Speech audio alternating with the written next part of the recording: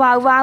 បងណាគ្នាទិញកាលីបសូនេះជាឥឡូវនេះគឺចំណេញខ្លាំងមែនទែនដឹងចំណេញរឿងអីចំណេញរឿងកដោចំណេញទាំងលុយចំណេញទាំងសុវត្ថិភាពលើមិនខ្ញុំថាចំណេញអត់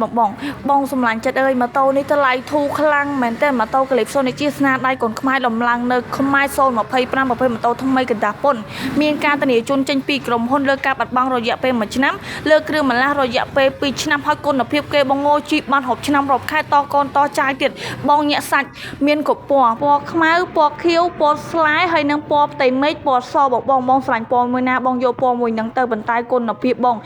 ដែលគាត់ជិះចុះខេត្តចុះទ្រីបឡើងភ្នំអីចឹងគឺអែមកបងញាក់សាច់ទៅហើយម៉ូតូនេះបងមានទីផ្សារស្រាប់បងទិញចេញទៅបងចង់យកមកលក់វិញក៏គេទិញយកវិញធម្មតាដែរហើយកុងទ័រគេខាងមុខហ្នឹងអាចភ្ជាប់ជាមួយទូរស័ព្ទដៃបានអាចសាប់ចម្រៀងឬអាចមើលផ្លូវបានទៀតបងអែមសាហាវចឹងបងណាដែលគាត់ចង់បងរំលោះអីក៏បានដែរបងរំលោះបាន25ខេត្តក្រុងអត់យកណាតានីអត់យកលុយកក់អត់យកលុយចូលរួមសិក្សាអត់យូរទេសិក្សាអ្នកភ្នំពេញសិក្សា1ម៉ោងបានម៉ូតូជិះអ្នកនៅតាមខេត្តសិក្សាមួយថ្ងៃបានម៉ូតូជិះសម្រាប់ឯកសារអ្នកធ្វើការស៊ីថ្ងៃស៊ីខែរាប់លុយឲ្យគេគេដែរបងសម្រាប់ឯកសារគឺអត្តញ្ញប័ណ្ណមួយសភៅគ្រួសារមួយហើយនឹងកតាបច្ចៈបខែមួយបើសិនជាអត់មានកតាបច្ចៈបខែទេក៏អត់ជាបញ្ហាដែរសម្រាប់អ្នករស់ស៊ីអត្តញ្ញប័ណ្ណមួយសភៅគ្រួសារមួយអត់ចុះទៅដល់ផ្ទះអត់ចុះទៅដល់កន្លែងការងារទេបងណាដែលគាត់ចង់បងរំលោះឬមួយចង់ទិញលុយសុទ្ធទេបងទិញលុយសុទ្ធកាន់តែពិសេសជាងនឹងទៀតខ្ញុំ free សាក់លេងពេញឲ្យមួយ free កដោហើយនឹង free ធុងខាងក្រោយនឹងមួយទៀតបងប្អូនអរគុណចាចង់បងណាដែលគាត់ចង់បងរំលោះឬមួយចង់ទិញលុយសុទ្ធអាចឆាតចូល page តាម Telegram ឬមួយតាមលេខទូរស័ព្ទខាងក្រោមបានសម្រាប់ធុងគឺដាក់ធុងអាថ្លៃ